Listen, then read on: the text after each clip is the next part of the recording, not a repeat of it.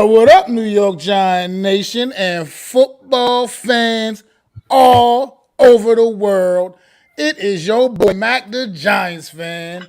I got my guy, the super dope co host, Adam Thank you. Costas. You know what time it is. It's time for the real deal NFC East Round-Up. Punch that intro, baby.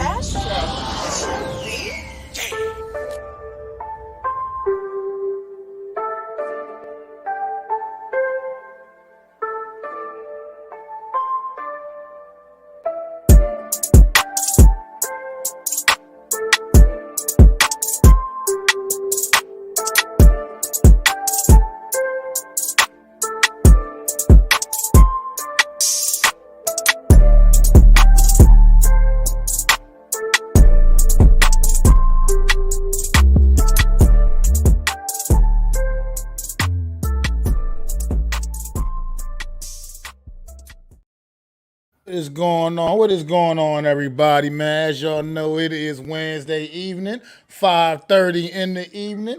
And you know, like me and my guy like to do each and every Wednesday, we like to come on here and talk about the best division in football, baby. That NFC East, man. So how's it going today, Adam? It is going well. It can't be any happier. The team is overachieving greatly. And yeah, it's great to talk about these teams while they're winning. Absolutely, man. It's fun, man. The NFC East has been fun this year. All off season, we was getting the butt of everybody's jokes. This division was, was taking this division seriously.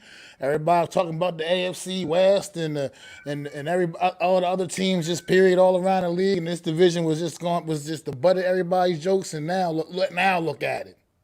Now look at it. The best damn division in football after 5 weeks. So, you know what I mean?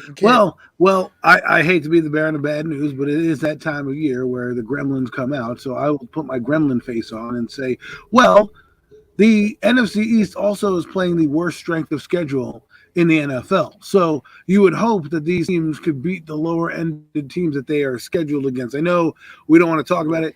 Their records are what their records are. I'm just saying take that with a grain of salt that could be another reason why we're doing well.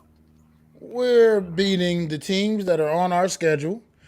If these same teams were on the AFC West schedules and the AFC, they'd still be calling the AFC West the best division in this, that, and the other. So that don't matter. Yes, you're right. You're right. The NFL teams, we're playing the teams that are on our schedule, and we're taking care of our business collectively. I mean, 3 out of the 4 of us are taking care of our business right now. You know, one of us right now is kind of bringing the property value down a little bit in the division, but yeah, get out of our neighborhood. We want somebody else here. You know, they can't all be winners, I guess. You know what I mean? And with that, what's going on, Coach Ed? What's going on, Philly B? Thanks for stopping in, man. But we're laughing. We'll get right into laughing. Yeah, we'll get into these guys, man, because they've had an interesting week to say the least. These Washington Commanders, man, hosted the Tennessee Titans on Sunday, and they had a real shot in this one, man, until their quarterback kind of threw the game away. Yes. And I don't know what's going on with this team. This team has been struggling, man. And they got that 1W week 1, and it's just been completely downhill ever since, man, with this Washington team. Carson Wentz is just not – he's not getting it done. Seems like there's some issues with coaching. The run game is just stagnant. It's I don't know. This offense is crazy, and they got a great group of receivers in that room, man, and they got some decent players overall on the offense. Just don't understand why they're having the issues they're having, man. But it's kind of funny you say that because if you put their receiving core on our team, we'd be a Super Bowl contender apparently, right? So, I don't know what's happening. I don't know why Carson Wentz has fallen off. But let's get into the coach's comments about what he said. He said something about, like, they said, why'd you lose that game or something along the lines of what happened. He said they asked him, how come, what's the difference between your team and the rest of the teams in the NFC East right now? And he said the quarterback. Like, whoa. Well, so I look at it like this. It could be one of two ways. A, You're trying to motivate your guy, right? Try to get a fire under his ass. Say it's our quarterback, put him on blast to take the onus to do better and make better decisions.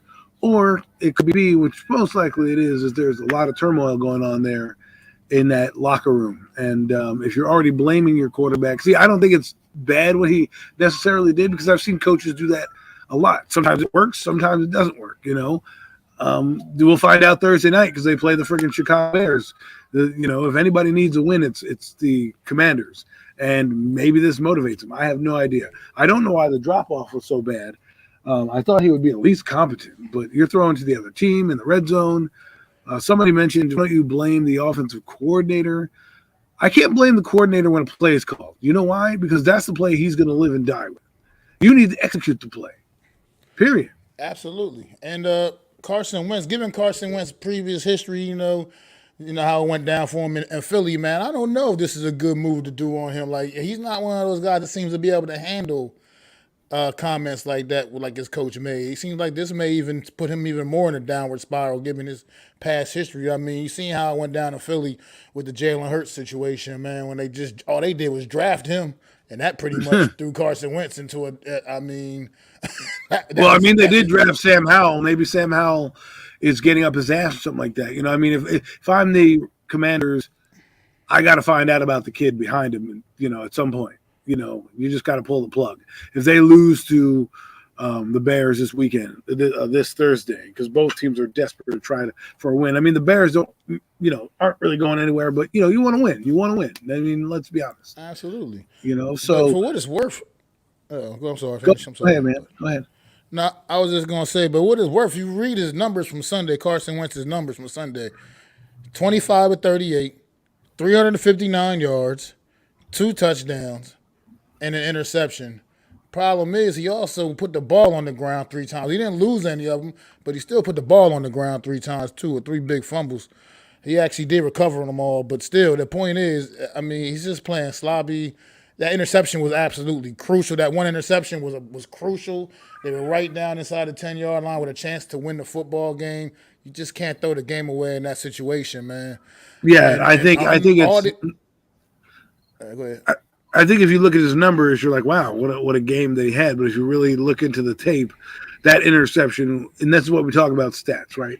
You can look at those stats and say, oh, interception. But if you look at when that interception happened, that's exactly the ball game right there, right? So, I mean, it's unfortunate.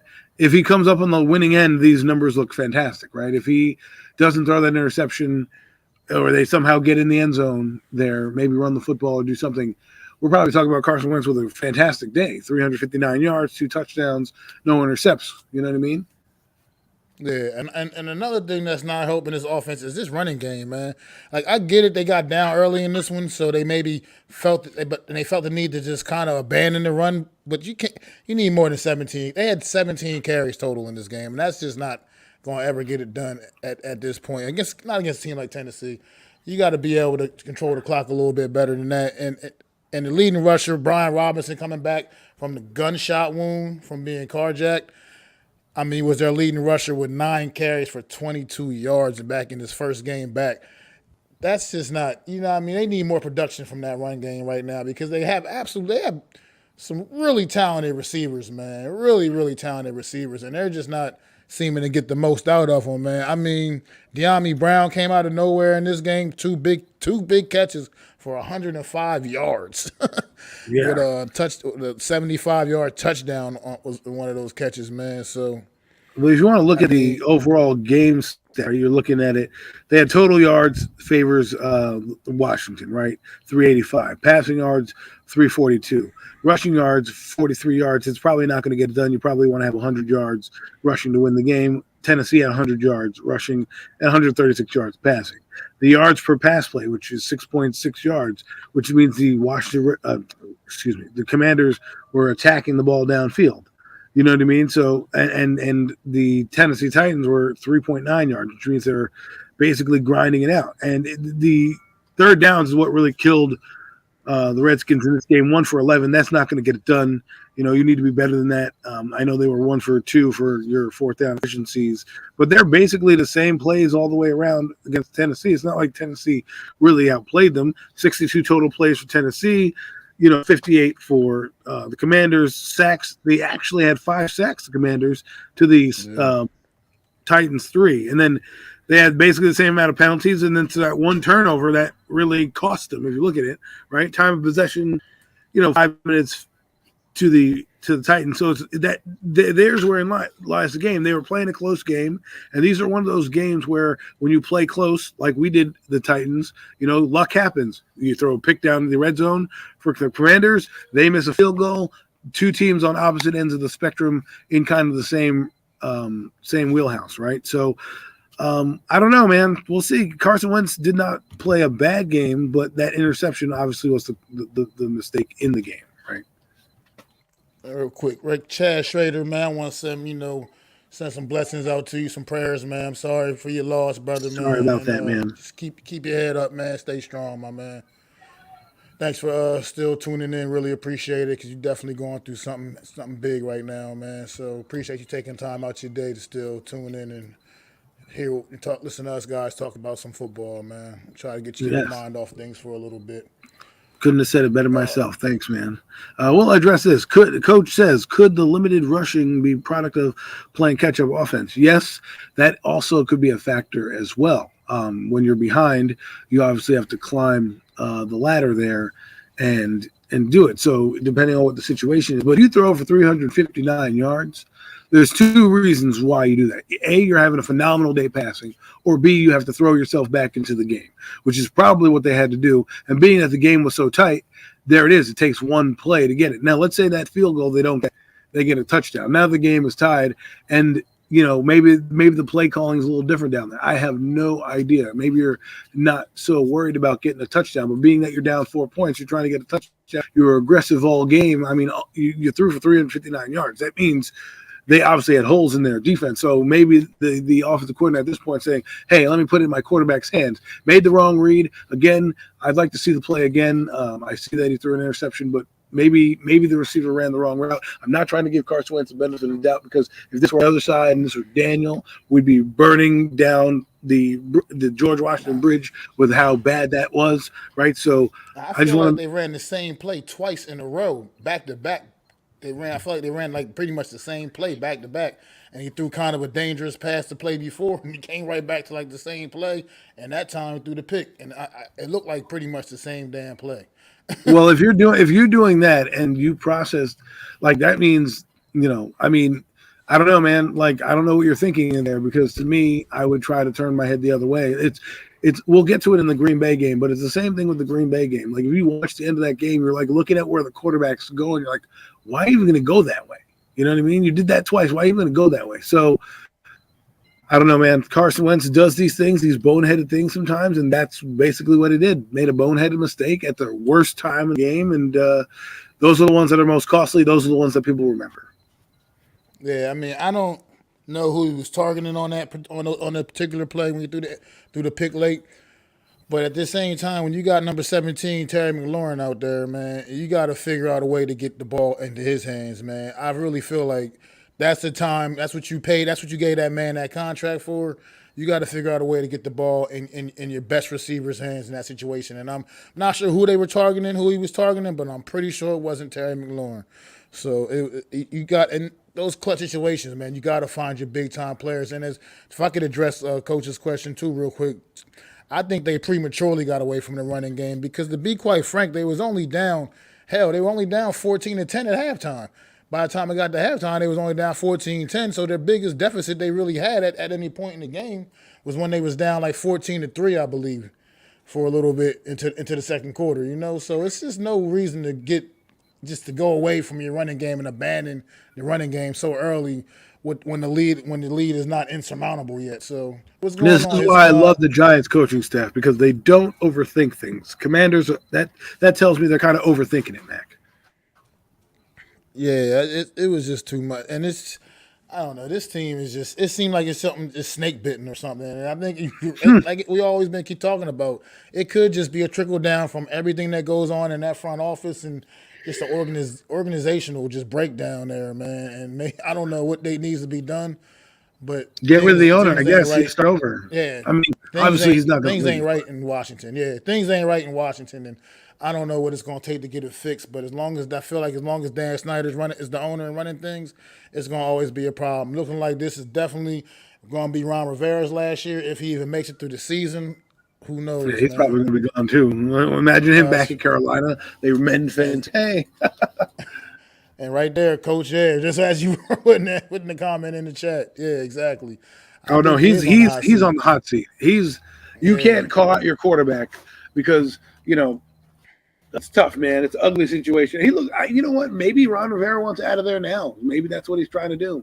Hey, let me say a few of these things, get my butt canned, and I can get my next job or take a sabbatical coaching because, you went from Carolina where you had the doors fell off and you got fired to the Commanders who, you had a flawed, quarterback pick, unfortunately, RIP Dwayne Haskins, but it failed, right? And then you brought in Alex Smith. That didn't work out for you. His leg broke in half, so that didn't work out the way you expected it to.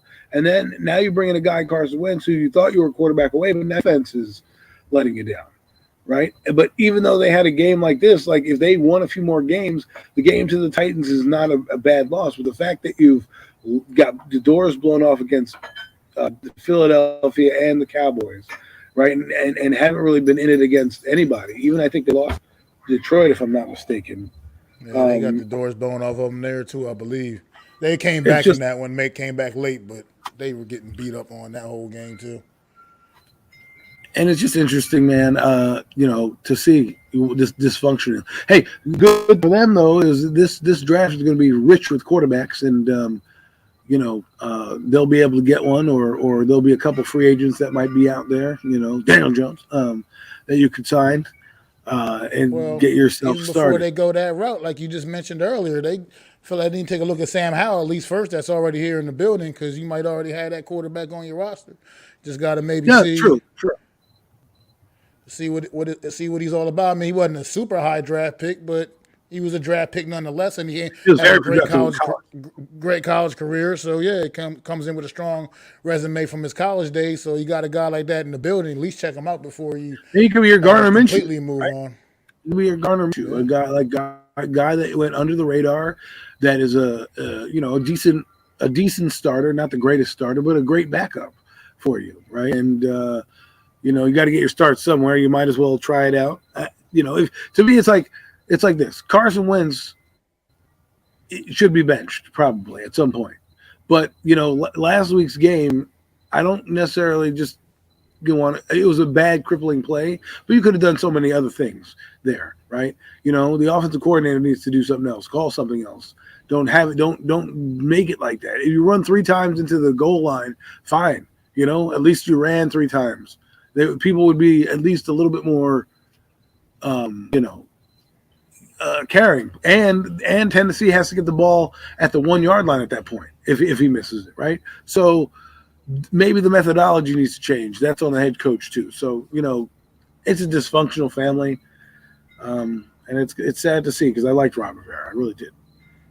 I mean, he's going to have to figure something out because right now Carson Wentz has a quarterback rating of 38.2 on the season, which is only good for number 24th best in the league, and that's just not where you want to be. I think if he came to the Giants, he might be in a better spot than he was. I know he didn't work out well with Gettleman, but I know that was a guy that I was interested in, when he got fired. Not necessarily over Pat Shurmur, but Gettleman, the familiarity, but obviously they didn't like each other enough to come here and pair.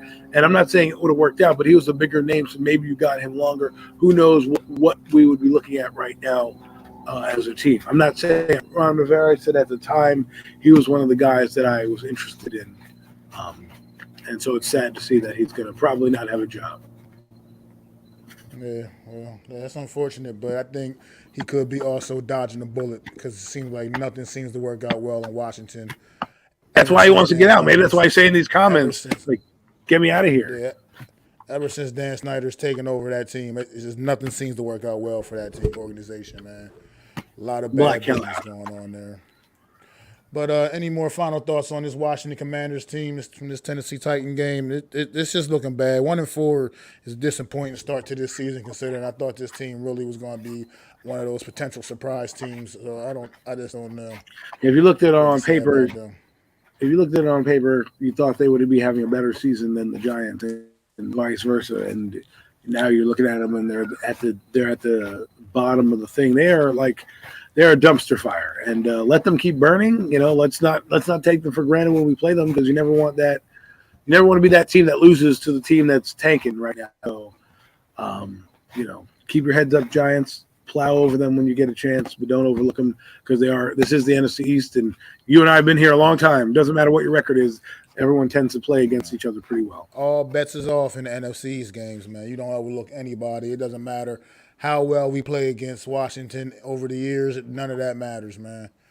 When we get to them, you gotta take them just as serious as everybody else, because they do have an ability to put points on the board. Just for the record, they do have that ability. So whether if it's not working out, they're not putting enough points on the board, not putting more than their opponents, but they got an ability to put points on the board. But styles make fights, Mac. So maybe a team like Tennessee is a little bit more in their weight class. You know what I'm saying? In terms of defensively, they don't have to do much. Yeah. Anyways, we can move on. So we can definitely move on from the Washington Commanders. And we're going to go out to Los Angeles. Let's go out to Hollywood, man, where them Cowboys. Hollywood. Cowboys went out there and visited them Rams, man. And this was I'm not so much surprised that the Cowboys actually won. I'm just surprised at how dominant they looked in the victory against this LA Ram team out in Los Angeles, man. It was, once again, this Cowboys defense is absolutely scary. Micah Parsons, oh, man, this guy. This guy here. He is a game wrecker, man. I mean, goodness gracious. Woo. This dude every week finds different new ways to blow my mind, man. Wow. It's amazing the things he does. He's doing in only his second year as a pro. You said, he went on from being the defensive rookie of the year to right now playing at a level to be possibly the defensive player of the year. He's first in every category. In every category, he's tied for first or first. Tackles for loss, sacks. I mean, the guy has 6 sacks already, and it's 5 games into the year. Right now, he's averaging a sack a game. Okay, that's not uncalled for. But when you look at it like the Cowboys, I don't mean to cut you off, Mac. But good, first off, I heard somebody tell me that the Cowboys were a lock to lose this game. And I said, no, this is the type of game the Cowboys can win. They're taking a wounded animal, which is the Rams. Clearly, Matthew Stafford is injured. He's playing through it because he's trying to tough it out for his team. But he's got some elbow issue that's probably harping him. Allen Robinson is the shell of himself, not playing up to the Allen Robinson I expected. And, Super Bowl hangover. You're getting your best against everybody because that's what people do. You went to the Super Bowl. You were the class of the NFC. So everybody is coming for you. Just like the Giants are going to have soon enough. When you start winning games, people are going to start putting bullseyes on your back and trying to take you out more than, let's play up to this team's level. So the fact that they did that, then you have Micah Parsons, who I'm going to say this right now. He's not LT, right? But he's having an impact similar to what LT did when he played defense. And what I mean by that is this. Before people go, oh, LT, listen to the context to which I'm using the name. I'm putting LT there because you get an image platform. The problem is people are going to take that image and then follow his baseball card, right? Say, oh, he's going to do all this. No, take the image what LT did, the impact of what he had on his defense and how he made Harry Carson better, Carl Banks better, these guys better by being on the field. This is what Micah Parsons is doing, more so than any defensive player in the last decade has done. Even Von Miller. Von Miller, he's not playing at the level of Micah Parsons, but right now, he made that whole Buffalo Bills defense different. This Micah Parsons makes the entire Cowboys defense function. Look at the game against the Giants. He had no sacks. He had a lot of pressures, but he had no sacks. And he changed the game. He had DeMarcus Lawrence chime in with 3 sacks. A couple other guys chime in with 3 sacks. The impact of what he's doing for Dan Quinn and this defense is, 1, going to get Dan Quinn the coaching job, but 2, it's really showing you what a guy can do on the defensive side. And I really enjoy I hate to say it because he's a Cowboy, but I really enjoy watching him play. And it's sad because imagine if he was with the New York Giants right now, what their defense would look like with him and Azeez Ojulari. Be pretty amazing.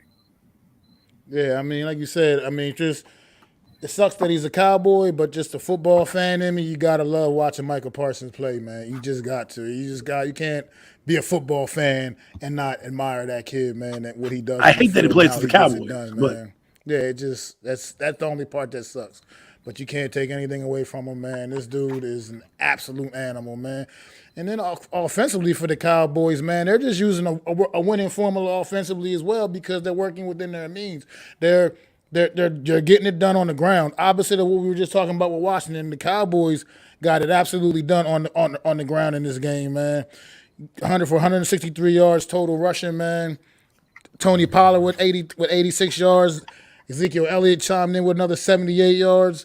And Cooper Rush only had to throw for 102 yards. You know what I mean? So obviously those are anemic passing numbers, but it was enough to get the job done once again, Right. It was a pretty good, clean game for him. When you run for over 150 yards, that's kind of what the story – that's what I'm saying. The story of the teams with the running backs. Look at their quarterbacks. Look what they're doing. They're not all throwing for 100 yards because their running games are working. Now, eventually, that's going to come back on the other side. Defense is going to start to figure you out. You're going to understand your blocking schemes. At some point, your quarterback is going to have to throw for 2 bills plus, right? So right now, you can win these games like Tennessee, like the Giants, like this thing. Because what you're doing is you're essentially what the Giants are doing is the same thing what they're doing in Dallas. They're making this guy have a short reads. Throw it if it's there. If not, throw it away, take the sack, whatever the case may be. But we're going to rely on a heavy run game, and we're going to rely on great defense to grind out these victories and score our points. I mean, Tony Pollard is having a decent season, right? He's really their starting running back. It's kind of reversed, right? It's Tony Pollard now, and then Ezekiel Elliott. He makes the more explosive plays for sure in their run game, right? But I think what they're doing is reverse from last year. They're starting out with Pollard, kind of letting the defense getting a little tired. Then they're using the hammer, kind of in the second half with Zeke Elliott, right?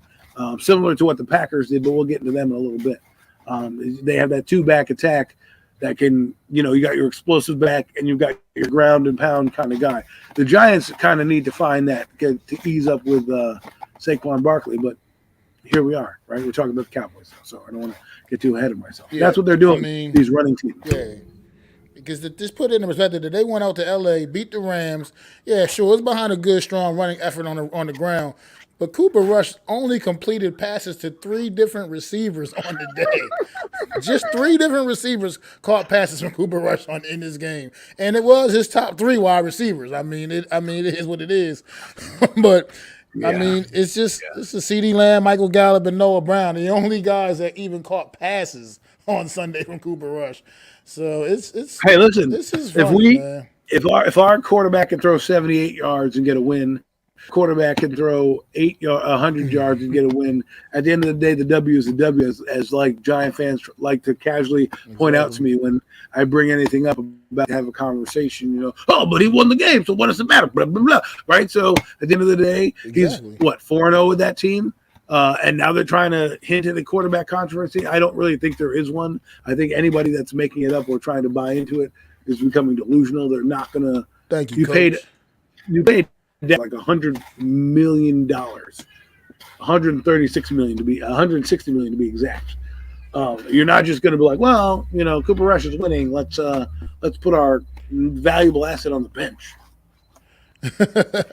I mean, yeah, he's like I said, he's not blowing anybody away with those pass numbers, but at the same time, still getting it done. Cooper Rush undefeated right now as a Cowboy quarterback on this season, man. So. Yeah, the Cowboys, man, they turning up, man, at the right time, and they got a big one coming up this week. We'll be talking about that one later on, man, in the show. But you got any more Yeah. thoughts on this one? On this game here? Um, as much as I hate to admit it, the Cowboys are better than we thought they were. In terms of being a good team, and they're going to be in the race. And I can't wait to talk about their game in a few minutes. Yeah, I mean, people wrote the Cowboys off after the Week 1 loss to the Buccaneers, but that was very premature. Obviously, very premature. The Cowboys' defense is a championship level defense for sure. And if nothing else, that's going to carry this team a long way this season, man. What's going on, Jeff? But we are getting ready to go up to the top of the division real quick and see what's going on with these Philadelphia Eagles.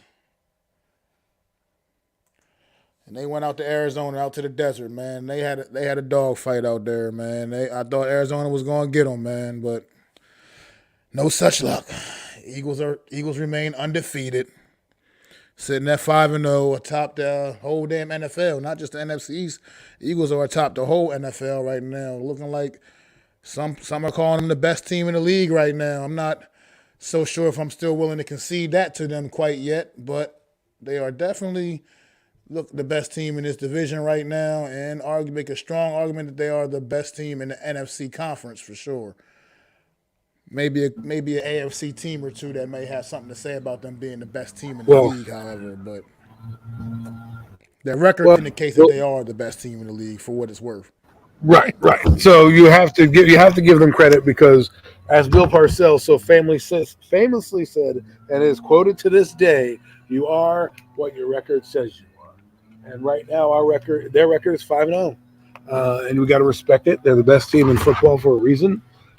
Even better. I mean, you may not think that they're the best team in football, and that's recency bias. People usually hate the Philadelphia Eagles, so it's easier to say why they're not the top team. But if you put your content creator hat on, yes, it is. They are the best team in football, and it's not just their record; they're playing like it. Yeah, I mean, in all phases of the game, man. Jalen Hurts is just steady Eddie right now, man.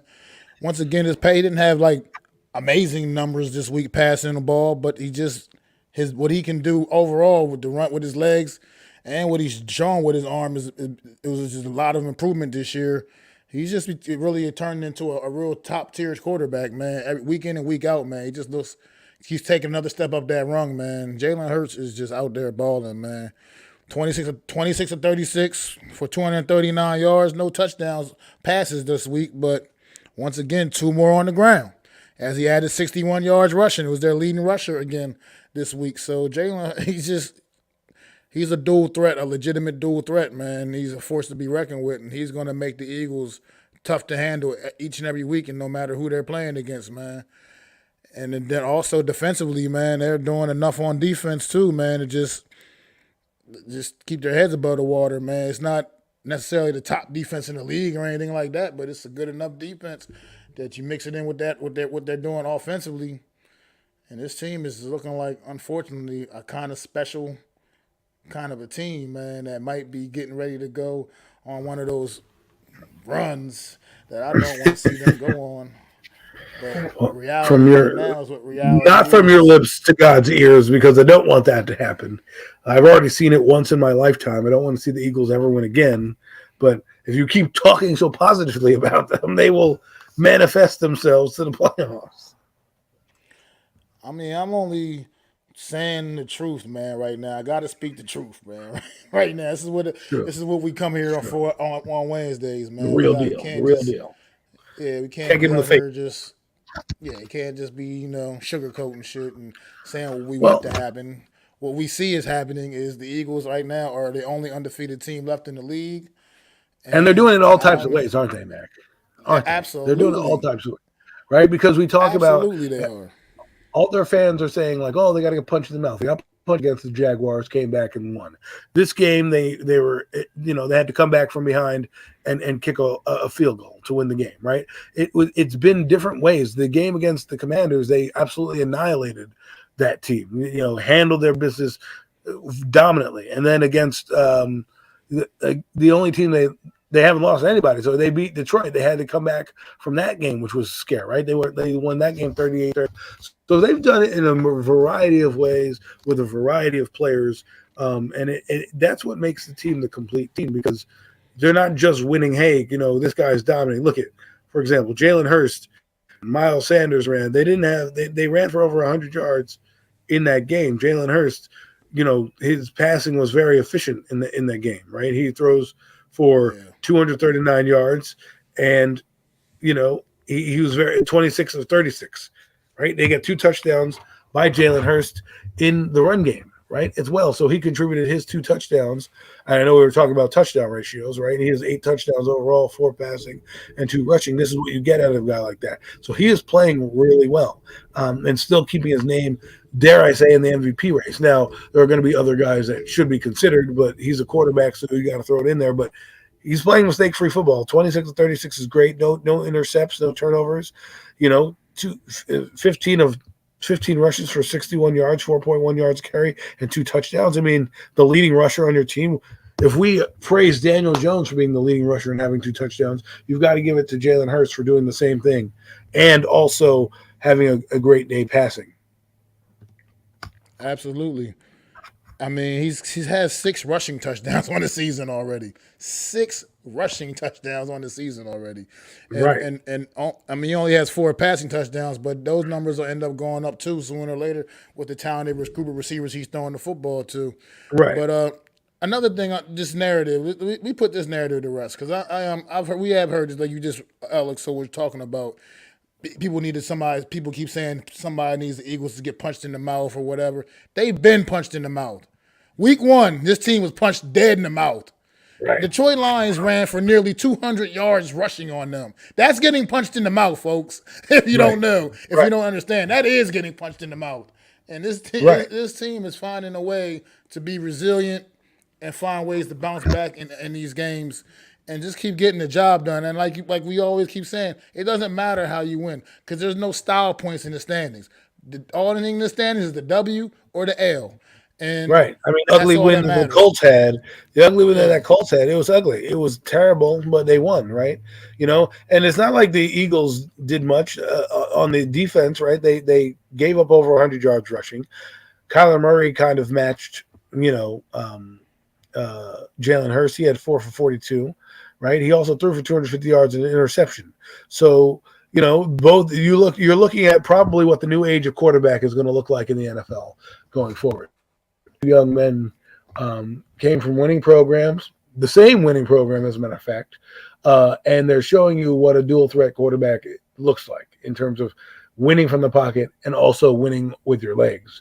And like I said, the NFL is transitioning to this RPO style of play where the offensive lines aren't going to be great at passing, but your quarterback's going to have to ad-lib a little bit, right? You're going to start to see it in draft picks and things like that. Gone are the days of the true pocket passer. Right, Tom Brady is the last remaining dinosaur of that era, right? So, I'm not saying, you have to praise Jalen Hurts. I'm just saying kind of get a look at what you're going to be looking at for the next few years. I mean, it also means you're going to probably have to have a good backup quarterback as well, because these guys are going to get injured. So just keep that in mind and look around the league and at some of these quarterbacks that we're looking at. They kind of do the same things that we're talking about here, so. For to answer your question, Jeff, Daniel Jones has two rushing touchdowns. 2. Yeah. 5 touchdowns total, which is averaging about 5 touchdowns 17. He's on pace for 17 touchdowns and 2,888 yards at this point, which is, in the long run, we can get into them in a minute. If you're finished with the Eagles, Mac, we can get into all that.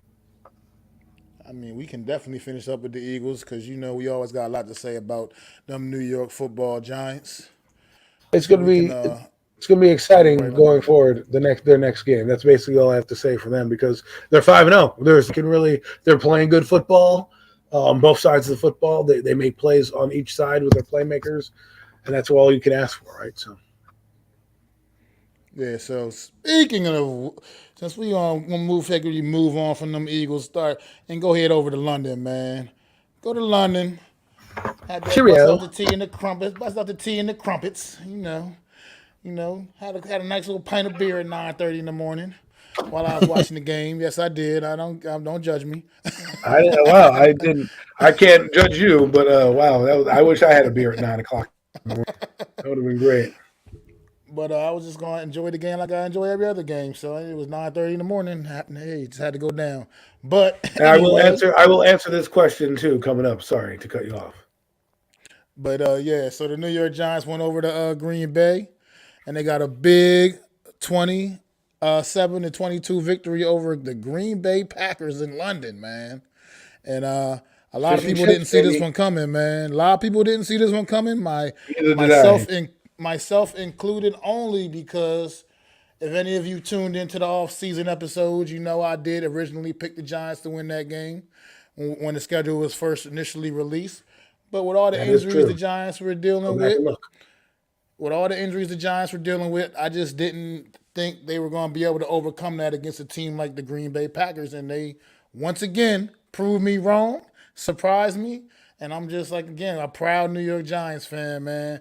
Happy that my boys are just showing a resilience that I haven't seen in many, many years with this team, man. Just getting it done in all ways. I don't even know who was playing cornerback for us by the time that game ended, but they were still out there getting the job done. And that's a testament to the coaching staff here, man. We finally got a right group of guys in here to get whoever's on the field for the Giants coached up and ready for football games each and every Sunday. And it's going to be a great season to watch the rest of this season play out. But you go I ahead and am. I'm ecstatic. I'm ecstatic to have a game like this in terms of winning in a big spot. It was good to see. It means we're going to be a contender for a playoff spot. Again, now a bullseye is officially on our back. Now everybody don't think next week's game against the Ravens is going to be any easy out. They saw what we did. They know what we did. They know we're good. So it's not going to be a cakewalk. But we'll talk about that game in a minute. This game I loved because it was a tale of two halves. The first half it looked like we were getting the doors blown off, which was going to be expected.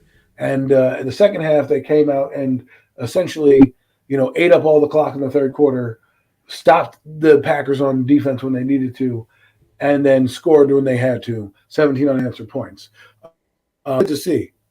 If to answer Jeff's question though, I have not swayed on Daniel Jones. I am staying on my side of the line here because what we're praising right now with Daniel are things we expect out of a quarterback: making plays down the stretch, not turning the ball over. This is what you're starting to see with a quarterback. Now that he's come up to the level of where we need him to be, let's see where he goes from here, because I expect that out of a starting quarterback in the NFL, to make passes, to do the things that they need to do if you're going to be a reliable player. The thing is, Daniel Jones has had so many issues and problems and dark clouds over him that then when he does things, we blow it way out of proportion. Now, did he take the team on his back? Did he go down the field and do what he needed to do? Yes. Has he played better? I acknowledge all those things. Is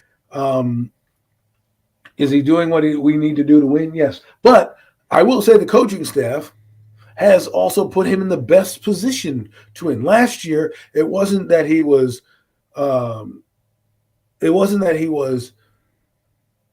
put in a bad position. They knew that they were bad, right? I think Jason Garrett got the raw deal because of how bad the team was.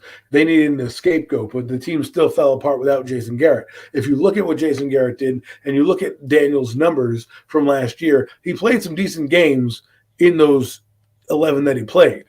And you wonder what was happening. Well, guess what? They're doing the same thing. The only difference is it's a lot more creative. They're giving him two reads on two sides of the field. Bang, they're putting him in shotgun. They're doing play action, him out, moving the pocket so he's not sitting there in the pocket. In the times that he was in the pocket, he was under siege a little bit in the pocket. He got sacked twice. One was a fumble, and the other one was just a regular sack, but they got called back because of penalties on the Green Bay side. So there's still things. He clearly missed Darius Slayton, and I'm not going to, poo-poo a good game. But the things that we're talking about, gritty performance, gutsy, I'm like, this is okay, great. Those are the intangibles we knew he had. So he's now starting to coach up to what he's doing. This game, and I'm going to do something right now. this game against the Ravens, I need to see 250 plus and 2 touchdowns because they are the worst team in the game at controlling the pass. Now, I know great passers. Again, I'm going to dive into that now. But now let's see him build from this. Get better. Don't just settle for 217 yards and no touchdowns. Let's get the ball in the end zone, kid. In more ways than one. I know they're like, well, you're going downfield. Saquon Barkley is doing a lot of that stuff. He's having a phenomenal year. Let me touch on him real quick. Saquon Barkley needs to be in the MVP race. Needs to be in the MVP race because this guy is doing things I haven't seen a running back do since probably Barry Sanders, where Barry Sanders carried a Lions team and single-handedly won them football games. And what Micah Parsons is doing on the Dallas defense, Saquon Barkley is doing for the Giants offense. He is making the entire thing go. And I don't think Daniel has the same season or the same looking season without Saquon Barkley. Barkley is not there. We lose some of these games or, we're struggling to get things done. I think it's a different narrative. But because we're winning, and Saquon's really opening up a lot of things. And now, Darius Slayton, my last point, and I'll give the floor back to you, Mac. Darius Slayton. This is what happens when you put a guy who has some NFL experience on the field. And you scheme for offense. Go watch Dan Orlovsky's video. Shout out to Dan Orlovsky for looking at what Brian Dable has done with Daniel Jones in the offense in terms of getting him out of the pocket, moving, making his sight lines 2 reads, and getting guys into those lanes that he can throw, such as the Darius Slayton, such as a Saquon Barkley. I mentioned the Mac. I said, Mac, greatest offensive mind that we hear today. How come 26 is not being a receiver? Well, I guess Brian Dable tapped into this podcast because all of a sudden there's 26 out there for daylight. Well, yeah, and as we were talking last week on this show, we kind of had a little back and forth about the quarterback, Mr. Daniel Jones. And you were making the arguments that you've been making. You're saying he's got to make plays and he's got to make more plays and he's got to be able to uplift this offense a little bit more.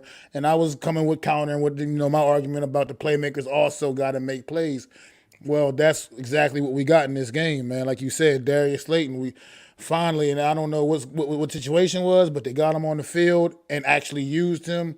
And he had an impact, man. He had a big impact in this passing game, man. I think he would have had more in the earlier games if they didn't bury him. Well, yeah, I mean, it seems that way especially when you see that performance against a solid Green Bay defense.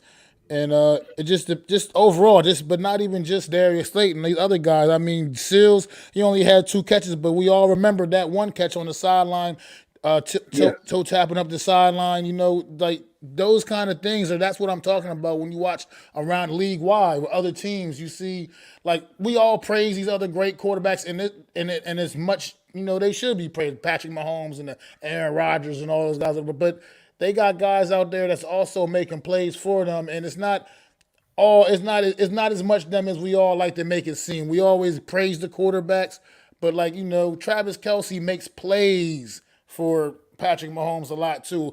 Look at I'll give you an example of Monday Night Football last week, San Francisco game. That was an absolute horrendous pass Jimmy Garoppolo threw to Deebo Samuel. That pass was god awful, but Deebo Samuel turned it into a 50-something yard touchdown catch, and all anybody's gonna say is Jimmy Garoppolo threw a touchdown pass, right? Right. Well, that was because his playmaker made a play for him. Because in a lot of situations that would have been just an incomplete pass, and nobody would even be thinking twice about it.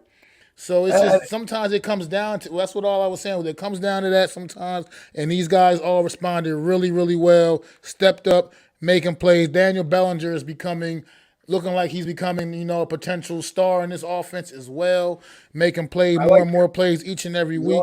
So I thought he was. We saw a little bit more Matt Breida than we've seen all season thus far. So it's just starting to really work these guys in here, man. And I think you're going to have to start to see the offense become open because the Ravens know your blueprint now. Give it to 26 and put a spy on number 8 and let the rest of the teams beat us, right? So they're going to start to figure this out, and they're going to have other ways of dialing it up, right? Dialing it because there's going to be a team that's going to have your numbers. Styles make fights, right? Sometimes you may play the Jacksonville Jaguars, and yeah, sure, they're like 2-4, or 2-3, or 3-3, whatever their record may be, but their personnel fits best against you, right? And so they're going to have an easier time maybe stopping the run. So you're going to maybe need to open it up a little bit more, and it's good to see that they had some competent receivers. I agree with you. Playmakers got to make plays, but sometimes I think with the quarterback situation everywhere is that it's not the regular season. It's more so about the playoffs. And the regular season, you need good guys to make plays. But I've seen quarterbacks, have a pedestrian, mediocre season. Like, look at Eli Manning. He threw 20 interceptions and 27 touchdowns. But we knew Eli was clutch. So, we just need to get him in that gene. And then in 2007, he just exploded, which basically put him in the Hall of Fame with that 2007 kind of playoff run. And then he did it again in 2011 where he's been league MVP, but because he's Eli Manning, obviously he didn't win that. So that's what I want to see. And I know that teams are built differently. The other argument is, hey, well, these guys get playmakers. I can't – I'm not a GM. I can't be mad at who you get. But if a guy like Jacoby Brissett can put up 225 yards, I expect the same out of my quarterback, especially the sixth overall. I can only measure you against your peers and against – who else is out there with you? It's like the draft, right? People like to measure guys from like, oh, you can't draft a quarterback. He's like, look at Daniel Jones. He's here. You can't look at the draft pick at Daniel Jones' level because he hasn't gotten there. You're looking at when he's coming in, does that guy have more potential than what you thought Daniel Jones would have? If the answer is yes, you draft the guy. I got the next Daniel. No, you're trying to mold a guy into a better player. And that's why I think a lot of these receivers stepping up come into play. Now, here's the thing, right? DJ Moore and Terrence Marshall. There's smoke, there's fire. I'm sure the Giants have inquired about it. I mean, especially now since plans might have changed a little bit where like they might be competing for a playoff spot or potentially like that. I don't think the Giants are championship level yet. Again, I think they're not going to lose games because of heart. They're going to lose games because of talent. Sometimes talent will prevail. Fabian Monroe may have got away with one against Aaron Rodgers now. If we meet Aaron Rodgers later on, maybe in the playoffs, maybe Fabian Monroe doesn't win that battle going forward. But, I don't want to give away assets unless you're going up to get a quarterback. Otherwise, keep everything that you – because if you decide you don't want a quarterback – right? You're going to need draft picks because 22 people are leaving this team, 22 to 25 people. I went through the list yesterday of guys who are either on their contract or guys that the predominant fan base thinks may not be here, right? So, for example, like Harry, he's a big one. We'll get into him in a second because I have some things I need to talk about with him that I'm a little annoyed with. But let's say he's not on the team, right? So you got him, you got Kenny Galladay, who we don't think is going to be on the team. Darius Slayton might not be here because a lot of people his contract's up. So let's just say he's gone. That's 3 from the receiver room plus Sterling Shepard. That's already 4 guys. Games contract is up, and so is David Sills. So you have a lot of guys that you're going to have to be paying and bringing in here. If you're not going to make the trade for a guy right now, it may help your quarterback in the long run, but you're going to have to pay him, which means you're robbing Peter to pay Paul, essentially, because you're giving up draft picks to make a run. Now, if this were, let's say this was next year, and they're in the playoff hunt, and guys go down, guys go down, whoever they bring in goes down, and you're a legit Super Bowl contender next year somehow, some way, then yes, maybe you bring in a DJ Moore and say, let's use him as a rental, and then maybe we'll extend him going forward. Right now, I think there's too many people right now, too many things that you need to give up assets right away. Yeah, I mean, I look at it like, it depends what you're really trying to get out of this season. I think those guys clearly would be obviously an upgrade to this receiver room because it's pretty bad, pretty bad. What we're working with at least, but we're still also getting the most out of these guys, man, that we do have in town, man. So, but if they're asking you for a second round pick, right, and you don't know where you're landing in terms of draft, because we win 4 games. What if Daniel Jones breaks his leg on Sunday, and now all of a sudden we go from trading for DJ Moore, now almost having to have a quarterback thing because obviously Daniel Jones is not going to come back from a leg break or whatever the heck is going on with him, right? So now we need to go up and get our quarterback because, we won 5 or 6 or 7 games and here we are, right? Anything could happen. Maybe, you lose Daniel Jones and somehow you tank. So I can't predict that right now. But what I can say is if the Giants were, like I said, further along next year and Daniel was your guy and, we're clicking on all cylinders and we're like the Eagles, this was about week 8 or week 7 or 8, hey, we're going to win the division. This guy's going to put us over the top. That's when you make a move for DJ Moore. Because at the end of the year, if he's still on the team, they're going to want to trade him anyways for draft capital. So whether you get him now or you get him in the offseason, at least wait to see where you're at before you just start jettisoning valuable assets. I mean, I can agree with that. I mean, I kind of, at this point, I'm just so excited about this team. I like to see it kind of play out and see where we go from here and let them just keep building through the draft and building this team up going forward. I honestly don't really want to give up any assets, any draft picks and assets because I feel like we can find good wide receivers all through the draft, all different types of rounds. I mean, some of the best wide receivers in this league right now were not first-round draft picks. I mean, just Metcalf, Adams. Devontae Adams is a huge name right there. I mean, he came out, I believe, the same year as ODB, right? Right. Beckham, I believe, in that same draft, and he was not one of the ones drafted in the first round. Several receivers went before him. And, all those guys are still playing. I mean, yeah, I agree a big-time receiver is needed. Look at Stephon Diggs. He's a 5th-round pick. Tyreek Hill, 5th-round pick. You never know who's going to emerge, but there's a reason why you make a trade for a guy like that. For example, look at Kansas City. Why do they get rid of Tyreek Hill? Not because they can't play football, is they can't pay him because they have to pay their quarterback. DJ Moore only comes in here for that financial number if you're not going to pay your quarterback. So let's say next year you want to bring in and roll Tyrod Taylor and a rookie, then I can see you bringing in a guy like that. You got to be, unless you are winning and you have a quarter like the Buffalo Bills, they're going to be in trouble soon because they're not going to be able to sign Gabriel Davis to a massive deal because they already have Diggs under contract and they're going to have to pay Josh Allen. Right? So this is what I'm telling you about. Sometimes when we think about, hey, Daniel's going to have a good season, we're going to bring him back. You're not bringing him back for $30 million. Because you have so many other holes to fill that you may need that money to go elsewhere. I know people think, hey, we have all this money. Woo, let's spend it. We're going to a strip club. It's not that easy to do, right? Once guys start eating up your cap space, that cap space goes in a hurry. So then you need those assets like a DJ Moore, maybe let's say a 2nd-round pick, right? You need to trade that guy now, get rid of him. And move up in the draft because, hey, we need a quarterback or we need to replace some guys or we need to get this receiver. So, this team is not fully finished. I'd rather keep my draft picks till draft day and see what's going on. But let's get to Kadarius Toney for a minute. My thing is this. Quick. This guy. Hold on, real quick before you go into him. H-Town Cowboy. There's a lot wrong with Galladay. And that's all I got to say about that. There's a lot wrong with this guy. Whatever, I mean, he's banged up now, injured. I'm not, want to make light of his being injured, but before the injury, it's just a lot wrong with him, and I honestly hope I don't even want to see him on the field anymore the rest of this season. So we can go ahead and milk this injury all the way to the end of the season, man. IR him, just IR him because that's all he's been doing anyways, collecting checks. So what's going on?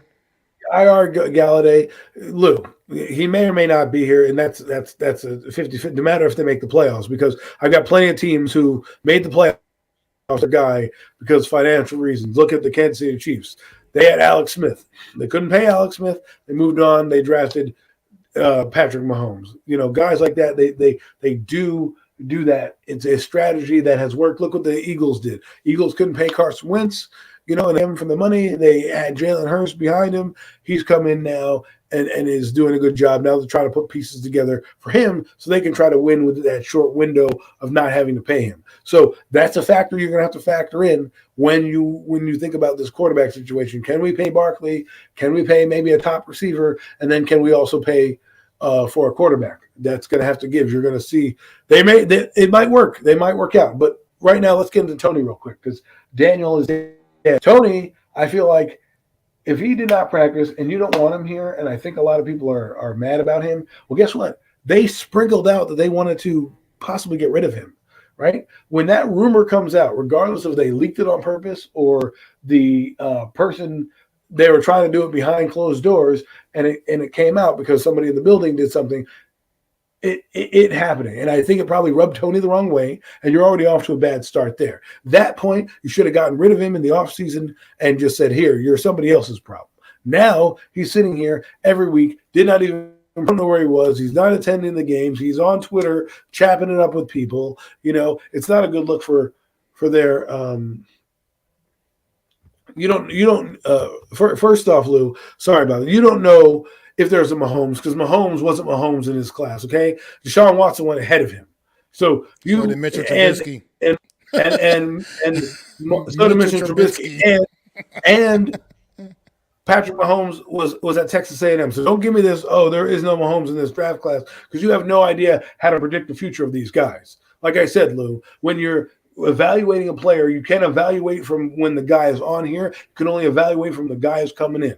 And if you think you can get a Mahomes out of that guy, you draft that guy. You don't just sit there and, hey, pay a guy who hasn't done it, and this will be the first year. If he does anything, you're going to pay him $30 million and invest and rob Peter to pay Paul because you want to keep a guy around because you like him. Like, that's not how this works. It's a business. And at the end of that's finances are going to come into play. And that's going to be a big issue and a big deal. And I hate to go on this tangent because I was talking about Tony, but quickly, Daniel Jones's fifth-year option was $23.4 million. You think he's going to take anything less than that if he has a good season? Absolutely not. So the transition tag is 28. The franchise tag is $31 million. Are you paying him either of those two figures? Because if you're not, those are the figures he's going to ask for. He's asking for a bare minimum $23 million a year. That's what he was going to get, right? So now you want to make it funky and have language in there where you throw for 4,000 yards, you can make up some money. Fine, I get it. But there's going to be a quarterback on this team, whether they draft him in the second or third round, to compete, because you still need a backup quarterback, because Tyrod Taylor's not going to be here all that much longer. So it would be nice to have somebody in there to help out in case Daniel gets injured. With that being said, Tony, let's get rid of him now in the early on. I think what's happening with him is he's pouting. There's disgruntledness in this room, obviously. Brian Daboll has clearly made it a point where he doesn't like the guy. I mean, the first two games, he's healthy, basically plays 9 plays. I mean, yeah, I don't know what's going on. I'm at a pretty frustrated point with Mr.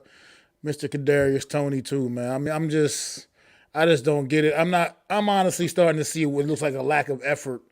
And that's, to me, that's just not a good look, man. It almost like you're complacent. He's complacent not playing. He's just, okay, fine, I'm not playing. I'm still getting paid, whatever. And you just, at this point, going through the motions, man. This dude is just, I want to know how you're nursing a hamstring, and I want to know how you hurt your other hamstring when you're not doing anything. Like, what are you doing that you hurt your other hamstring?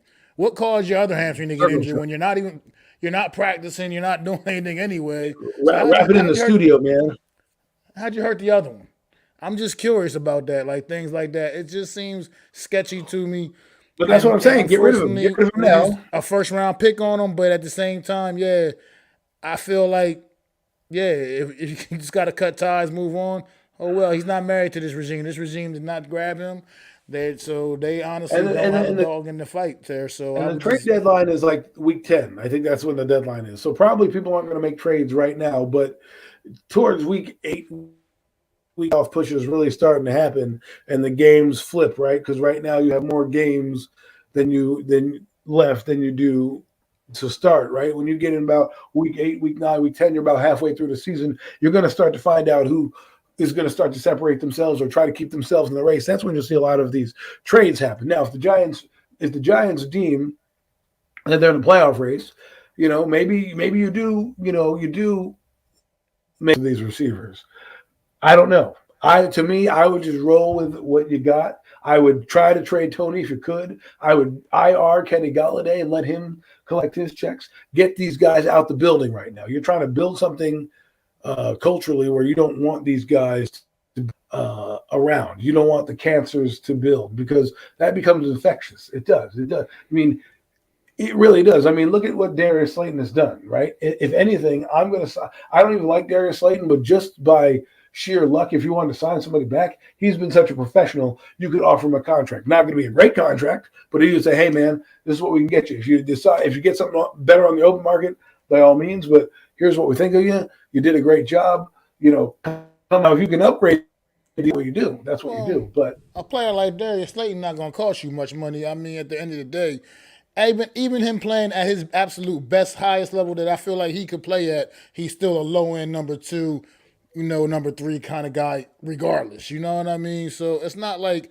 he can get like number 1 receiver money anyway. So if he, like you said, he's been a professional. This whole situation has been kind of rough, but he's weathered that storm. Went out, had a big game on Sunday. And I agree with your take on there. Like, if you're going to bring any of you guys right now, if you were going to bring back and offer a new contract to he'd probably be at the top of the list. I would say is Darius Slayton over pretty much the other guys that are here right now, because he's at least conducting himself like a professional and getting it done as you see when he gets the opportunity, getting it done on the field. So I know somebody. Go ahead. Somebody mentioned a receiver called Gabe Davis from the Buffalo Bills. I think Bart Scott brought it up or something like that, or one of my friends texted me, mentioned it, and I said, no way that's going to happen, because right now, Gabe is under contract till 2024, so they don't really have to worry about paying him if he does break out. So, because they were saying, well, you got to pay Stephon Diggs because you can't pay both receivers. Well, you don't have to pay him that much longer. So I was just mentioning that because you still have to pay DJ Moore, and you still have to pay probably Terrence Marshall. Terrence Marshall would be the guy I would look at, because you probably can get him for a cheap round pick. But again, we don't know what compensation picks we're going to get, because if Barkley were to leave, or Daniel Jones were to leave for that matter, and they go inside big deals elsewhere, the Giants get a comp pick, right? So you may want to do that as well, trade those comp picks, in 2024 going forward. So, and we don't know how many were awarded this year. Again, so I think the Giants are going to make more of their trades in the offseason and kind of ride with what the guys got here, because, again, they're in rebuild mode. We're playing with house money. This is what people are playing with house money. We're supposed to be in rebuild mode. We're playing above the X's and O's. We're gritty. We're grinding out the games, but there's a plan in place, and they're going to go with their plan regardless of what's happening in that thing. So if that means not keeping Barkley, well, guess what? Maybe that wasn't their plan. If they have a number that they meet, that means not keeping Jones, that's another thing that that could. But guys like now, right? Like Tony, get rid of him. See ya. Bye. Goodbye. What are you doing? You're doing nothing. What's going on, Miz? Since he just stepped in the chat, man, and he, sent me a link last night, man, to the Pat McAfee show. We'll go into this right quick. I don't know if you've seen this clip of Aaron Rodgers interviewing Aaron Rodgers after the game on the Pat McAfee show, man, and he pretty much he gave a lot of praise to the Giants defense, Giants team in general, and he in particular, man, he gave a real special shout out to number 97, Dexter Lawrence, man. He said he's a premier player. And this is out of Aaron Rodgers' mouth. Said he's a premier player in this league, and he should be getting a lot more attention than he gets, man. How do you feel about those comments by Aaron Rodgers about our defensive tackle, Sexy Dexy, man? I'm just glad the world's starting to wake up to him, because he was to come in. He was a first-round draft pick. They loved him coming out. I think he was out of position in Patrick Graham's defense. But Patrick Graham's defense, he was playing more of the defensive end type of role. And you're like, we don't need you to play defensive end. We need you to play defensive tackle. And James Betcher, he had a good season his first year. Why? Because he was in James Betcher's defense. They used him as a regular G tackle. They played more of a 4-3 type of defense there with James Betcher. Patrick Graham came in as an offset D end in that thing, and you're like, why are you doing this? He needs to be in the middle where he is now. In comes Wink Martindale and puts that guy right where he needs to be, right over the center, blowing guys up.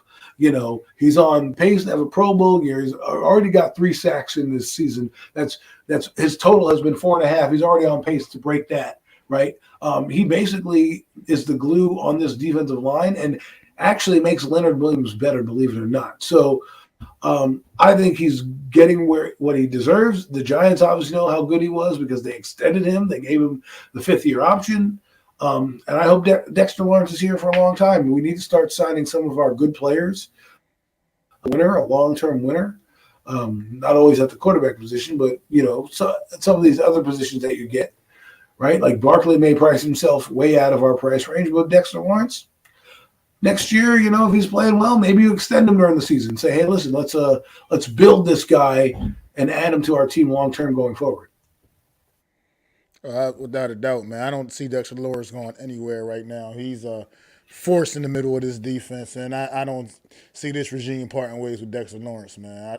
I'm definitely loving my guy, man. Loving the effort I'm seeing out of him, man. Like that effort, like I said, effort out of this whole damn team, except for the players we've talked about earlier. But they, like you said, they haven't even been on the field anyway. So at this point, they're not contributing to anything that's going on positive around here. So there's no point in bringing them out there and having them screw anything up either. So I just, like I said, I like what I'm seeing from the guys that are playing, and I'm ready to just move forward with the guys that truly want to be here and want to be a part of this, man. Because right now we're just looking good right now, and I'm just proud of this football team. Like I said, when you see the last 10 years of New York Giants football, I'm sorry, that it's been a mess. It's been a mess, and what we're seeing this year is a complete 180. And and we're in rebuild mode. We're not. This is a team still very much in rebuild mode. It ain't like we've gotten where we want to be yet. You know what I mean? So exactly. That's what I'm saying. That they're getting these things accomplished, and we're still in the process of rebuilding. It's something to be said, because once we get this house built all the way up, get it built all the way up, we're going to be dangerous. And that's what I'm saying. It takes a couple of years to get to where we want to be, right? Because next year, like I said, we're losing a lot of players, and you're going to have to sign players to replace those players, right? So if you deem that your quarterback is going to need a lot of money, you could reset that way the finances, still bring in guys. You have Tyrod Taylor here as a bridge guy, still build up this team going forward, and then boom, next thing you know, that guy comes in 2023 like a Jalen Hurst, and away you guys go, away, and you can still build because you have money and time. So, and the thing I want to address here with Miz is I understand that Moore was just signing go for $1 million, but you're still taking on that cap money. So whatever money is guaranteed, you're trading for that entire contract. If he was in a guaranteed spot now and you traded him now, like what they could do with Kenny Golladay is they could offset some of the money to Carolina and you could pay him under the cap. But now we still have to take on that money. So now if you get DJ Moore, like I said, it's going to be harder to sign Barkley and harder to sign, Jones if you want him. Because you're going to have this guy who is now going to be commanding $20 million of your salary cap. Not to mention you're still paying Adoree Jackson money. He's not coming off the books. So, and then you have to extend probably Andrew Thomas. So there's a lot of factors involved in where this team is going. That's why I'm like, build a success now. Keep the guys you've already extended or under contract through a couple of years. The guys that don't have a contract now, see where you can go with them, because financially, you sign Daniel Jones, let's say hypothetically speaking. Guess what? You have to sign Andrew Thomas 2 years later. So now you're robbing Peter to pay Paul, because he's going to command big time money. Can't play both your left tackle and your quarterback at the same time, unless something gives, you know what I mean? So usually these teams that you see, these veteran teams, that's when they sign those guys, the Andrew Whitworths come on, they got rid of Jared Goff, they bring in Matthew Stafford, and boom, they've already extended these guys. They don't need to worry. If you start to bring in these new guys, you're going to start to eat up cap before you even have it. So maybe they bring this back, fine. But at the end of the day, you got to think about it like that. Like if you can get him on a 1-year rental, that's different. If you're going to sign DJ Moore and say, hey, listen, we're going to give up a 3rd-round pick for this guy, and we're going to fit him under the cap, guess what? That's more of a future move. If you think he's going to help you in the future, and you think that you can sign him, then you have to think about it. Well, then do we bring Barkley back? Do we have to bring Daniel back? Do we have to bring certain guys more and more money? And there goes your salary cap. And I'd rather keep it for draft picks and sign our own guys than keep bringing on guys free agency wise. Yeah, we can get ready to move on next week, man. Yes. And we got The New York Giants. We're gonna start right while we're still on the Giants. We're gonna stay on the Giants, man. Hosting the Baltimore Ravens at MetLife, and this is gonna be a tough one, man. We got Lamar Jackson coming to town. I mean, he's obviously what the athlete he is, and he's going to be tough to handle for this New York Giant defense.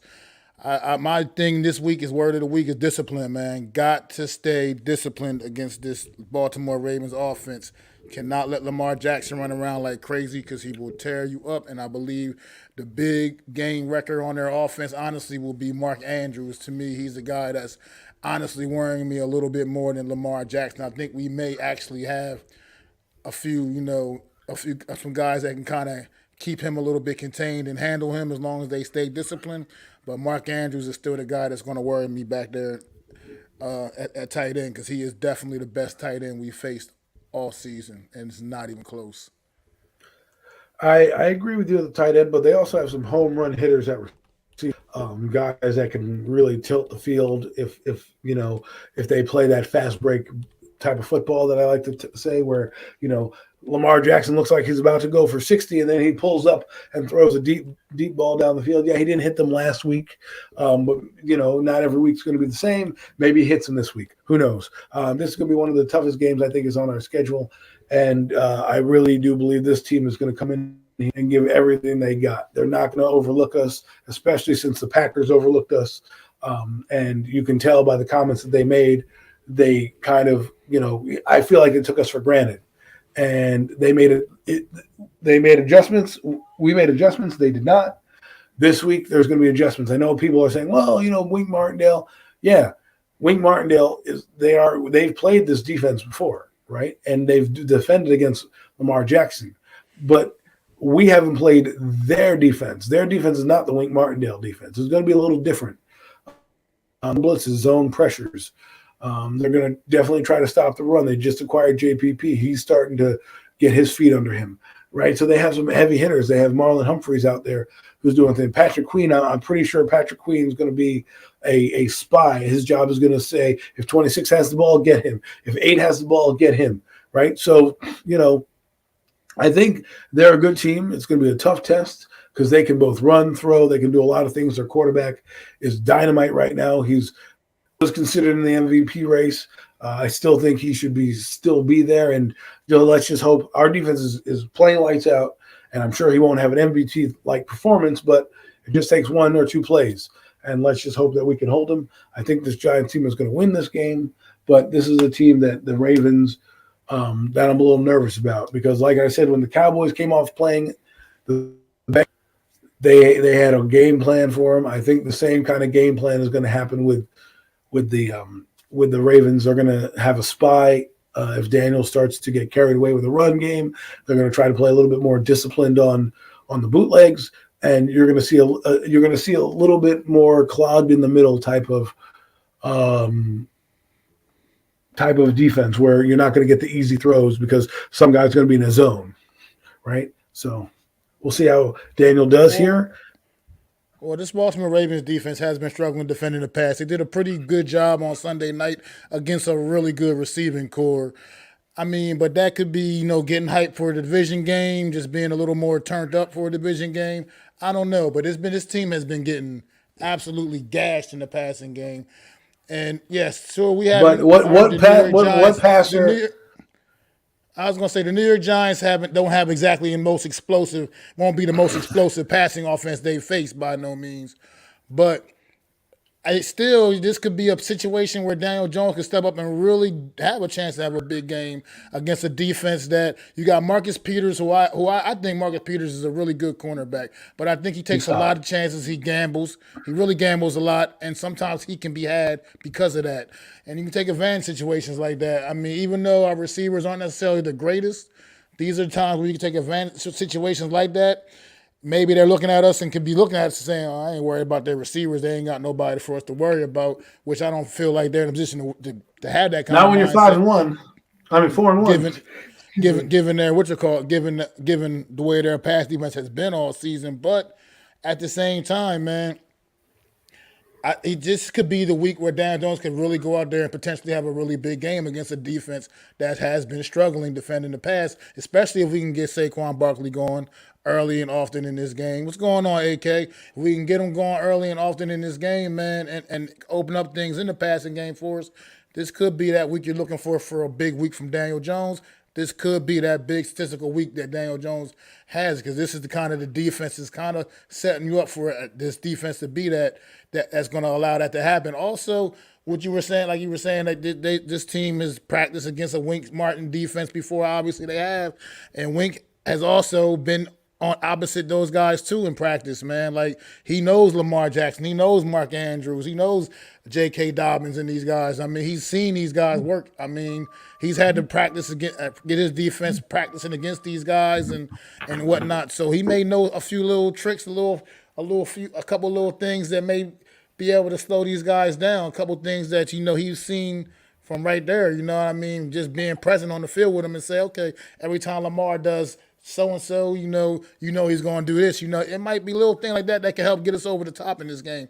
But I really expect a really good performance from this New York Giants team, and I think we can go out there and get the job done.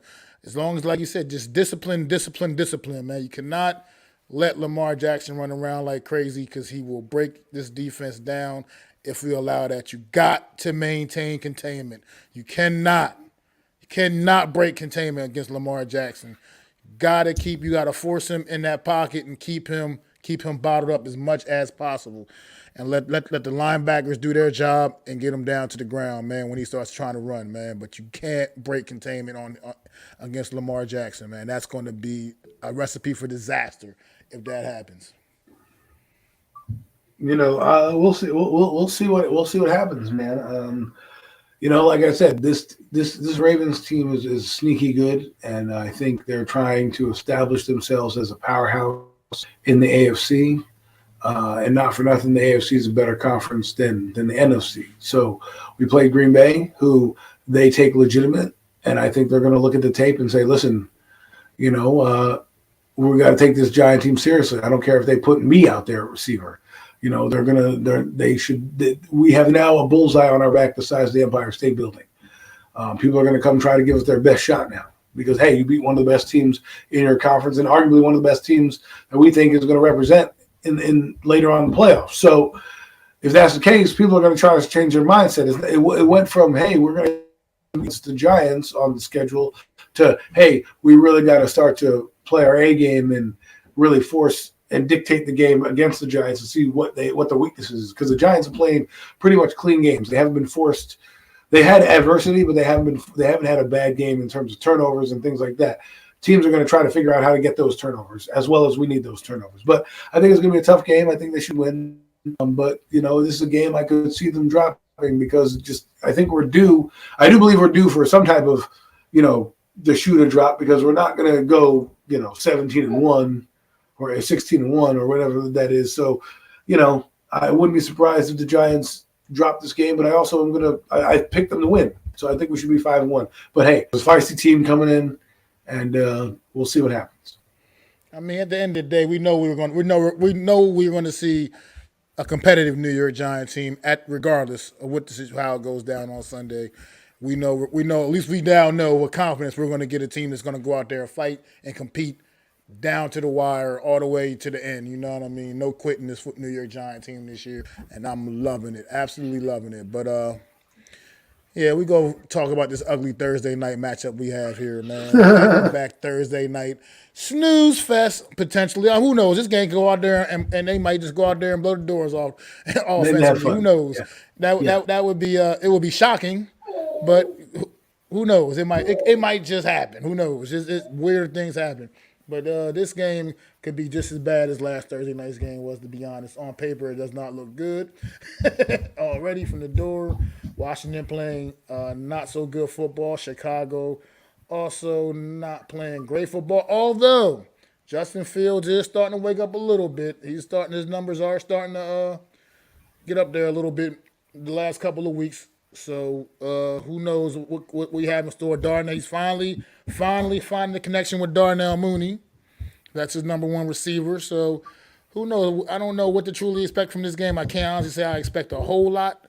but it's going to be in Chicago, man. Washington's backs are all the way against the wall right now, and just Carson Wentz. This could be his last. This is it. I think another poor performance from Carson Wentz he could get a permanent seat on that bench. To be quite frank, so I think he's got a lot to play for this week, and we'll see how things turn up. But honestly, the way Washington has been playing, the way Chicago's been playing, I'm thinking Chicago's going to knock these guys out the box again and send Washington to 1-5, man. That's just the way. It's just how bad Washington just can't seem to find a way to win a football game right now. Well, this is it. If Carson Wentz wants to respond, here you go. Against a team record wise, you're about the same level, right? So go out here and win a game against a team that's learning, right? Justin Fields is learning. He's not great. Somebody broke down their offensive line is terrible, and that stunts the growth of a quarterback every once in a while. But you can still see the talent. There's some talent there with Justin Fields, but a team that's clearly in rebuilding mode. So try to take advantage of it. You're supposed to be winning these games with Carson Wentz. That's what you're supposed to do. I think it's going to be one of those games where Washington comes out on top. Chicago kind of keeps on plugging away, but they're not quite as good. And if Carson Wentz plays like he did last and throws himself back into the game, any game it's becoming to the point where any game with Carson Wentz is a 50-50 game because you don't know if he'll keep you in it or throw you out of it. So you got that right. It's like I said, overall, like you said, look at his numbers from on Sunday, you would think, this guy didn't have that bad of a game. But like you said, it's when those mistakes happen, man, and that interception happened at the absolute worst time possible, man, and it just changes the whole dynamic of things. And like I said, the fact that he fumbled the ball 3 times, he didn't, like I said, didn't lose any of them. But still, man, you got to just be better with the football, man, protecting that football. At this point, Carson Wentz is no longer a young player. He's a veteran now, man. He's a legitimate veteran in this league, and he can't be making those kind of mistakes still at this stage of his career, especially with everything he's got going on, man. Like your career is literally almost on basically your career as a starting quarterback at least it's basically this is it. This is your last shot. You got a lot of guys this year is their last shot. You got to prove you still belong, that you still should be a starting quarterback in this league. And to be quite frank, man, it's just not looking too good for him right now. So I think Chicago might edge him out here, man. Well, wow. Okay. Well, I don't know, man. It's a putrid matchup either way. I wish there were a little bit more juice to this game. Maybe the Commanders could have been 2-3 instead of 1-4, right? Or 2 and whatever they are. I don't know. How many did they win 2 games? Just one. I don't even know. The Commanders have only won 1 football game, and it was week 1 against the Jacksonville Jaguars. Oh, gross. So yeah, this is, if you want any semblance of a season, you need this. Yeah, I agree. And we got one more big one to talk about, man. The heavyweight title fight. Like a little prize fight on Sunday Night Football, man. This is going to be a dandy. What a great Sunday Night Football game here, Week 5 we got, man. 2 teams sitting pretty much at the top of the NFC East division. The best division in football, by the way. You got the Dallas Cowboys traveling up to Philly, man. Sunday Night Football taking on these Eagles, man. And this could be a dandy. This could be the game of the day, man, right here. Because you got I'm curious to see this Jalen Hurts against this Cowboy defense. Like, straight up, I want to see this. I want to see how he responds against a defense like this because he hasn't faced anything like this yet this season. He's played against some decent competition. Not going to just downplay everybody. The Eagles have played by no means. They're 5-0, and they've been representing, and they've been finding ways to get the job done. But this Cowboy defense is a whole different animal. And he hasn't seen anything like this, and I am very curious to see what kind of offense he can generate against this defense. Because Micah Parsons and DeMarcus Lawrence and them boys, they're gonna be coming, man. They gonna be coming. So you're absolutely right. There, this is going to be probably the best matchup of the weekend in football, and there's some good matchups. The Giants is a good one. I think Kansas City is playing a big team this week, so it's going to be pretty good. But you get to nestle in on that nice cold October evening and watch the Philadelphia Eagles go up against the Dallas Cowboys. Nothing feels more NFC East on a Sunday night than those two teams playing. Right? I mean, it brings me back to my old school days of growing up when these teams were good and my team was in the middle of the pack or worse, where every time these teams played, it was a big game. And you're going to find out. This is, to me, I put this for the division. Teams do play later on in the year, but it's going to be a long journey to get to those end of the games. You got to take advantage of these games now, right? Especially teams like us and right, the Cowboys. Cowboys have already beaten the Giants. They've already beaten the Commanders. They beat this team, the Eagles. Guess what? They're headed they could be the number one seed in the NFC East. Because now you're 3-0 in the division with 3 games to go, and you're probably going to beat Washington again. So that's 4. Right, 50-50 with the Giants, and then you have another game against the Eagles, so you can end 5-1. But you better hope the Eagles don't end up 5-1. So this is why this game is so big. This is where the race, starts to really separate itself. And Micah Parsons is going to show if he's the best, if he's really the best player, he will wreak havoc against this Eagle team, who, by the way, has one of the best and most underrated offensive lines in the game. We look at the numbers of Jalen Hurst and the running backs and things like that, but we forget to mention they got a pretty good offensive line too, probably one of the best in the business, if not the best in the business. And it's going to be a great matchup to see their strength, which is their defense, their offensive line against the Cowboys' strength there. Right? Apparently, Dak Prescott is sitting, so advantage Eagles right now because you need to get Cooper Rush. You need to go make Cooper Rush look like the backup quarterback. We all think he is. It's gonna take a little more than 102 yards passing this week, Cooper Rush. It's definitely gonna take a little more than that to beat this Philadelphia Eagle football team. You can hope. I mean, you want to hope you can get that running game going once again, but the Eagles ain't gonna make that easy. The Eagles they got some big boys in the middle of that that defense, man. They're not gonna make it easy for you to just run like crazy on them. So. Especially after what they went through week 1 against Detroit, they've been kind of weathering that storm ever since that week. After that week, they pretty much fixed that immediately after that game, and teams have not been just running the ball down the Eagles' throat quite the same way. So Cooper Rush, they're going to have to be relying on his arm a little bit this week, and I'm not. I mean, will he look like the same guy we've seen so far through this 4-game win streak the Cowboys have been on? Or is he going to like a backup quarterback against the Eagles on Sunday night? Only time is going to tell. But I know this is going to be one hell of a football game because nothing else, this Cowboy defense is going to keep them in the game, and that's pretty much been the story of the Cowboys this 4-game win streak.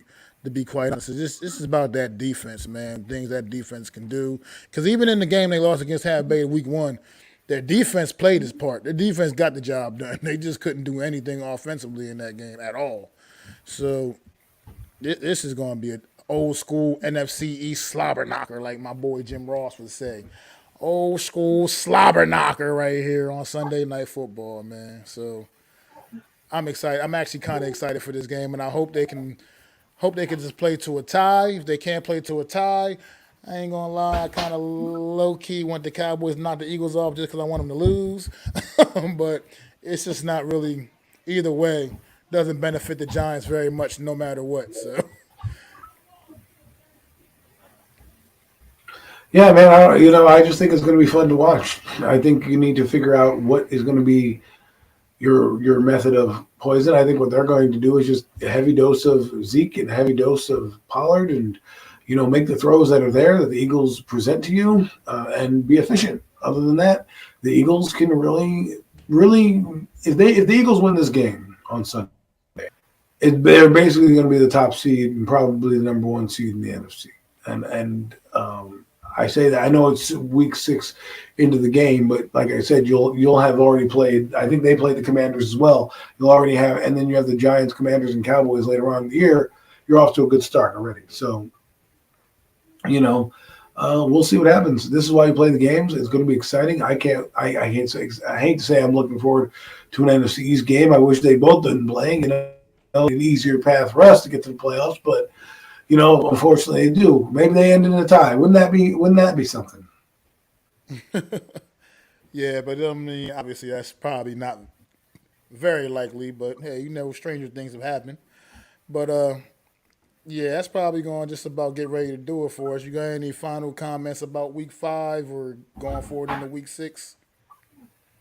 Um, I'm excited going into these games to see how we play and how we fare. But other than that, it should be fun. I don't really have much more. Yeah, I mean, I'm just like I said, excited that football is back in New York, man, and it's looking competent again in New York, man. Everything is looking like I said. At this point, we are literally put this into perspective for us New York Giant fans. One win away from being better than we were last year already, and we're only 5 weeks into this season. One win away from being having a better record than we had all of last year. So things are definitely headed in the right direction in New York, man. Definitely loving everything that's going on. I want to thank everybody that tuned in today, man, in the chat, man. Everybody's showing love to this show. Make sure y'all sub up to myself, sub up to Adam, sub up to the Hardcore Sports Network. Man, we out here grinding for y'all, man. And make sure y'all definitely tune in on Sunday, man. Immediately following the New York Giants, Baltimore Ravens game for your boy, Mac the Giants fan, on the True Blue Aftermath, baby. Peace.